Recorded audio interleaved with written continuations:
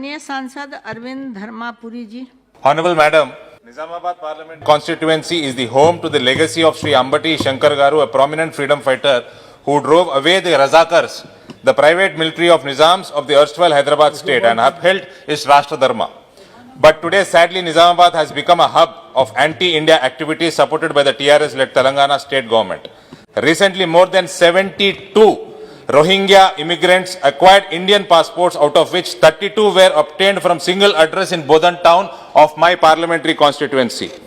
Upon initial investigation, it was found that all these illegal Rohingya immigrants initially obtained Aadhaar cards in West Bengal. Further investigation pointed towards the fact that the state police department was hand in glove with these illegal Bangladeshi Rohingya immigrants, and that few police officers who went for police verification for the purpose of issuance of passports didn't perform their rightful duty. According to various media reports, it has been discovered that even voter identity cards have been found in possession of these illegal Bangladeshi Rohingya immigrants.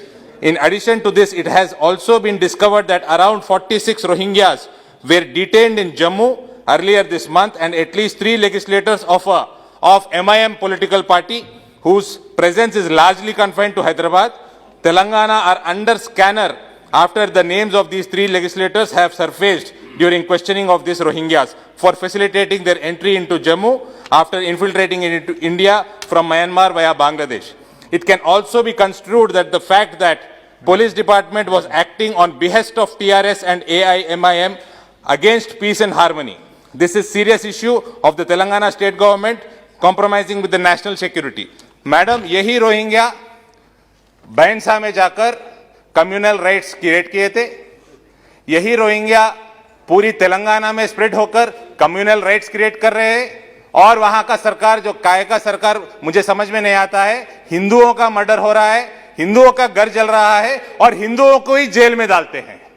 ऐसा सरकार केसीआर सरकार चल रहा है तेलंगाना में।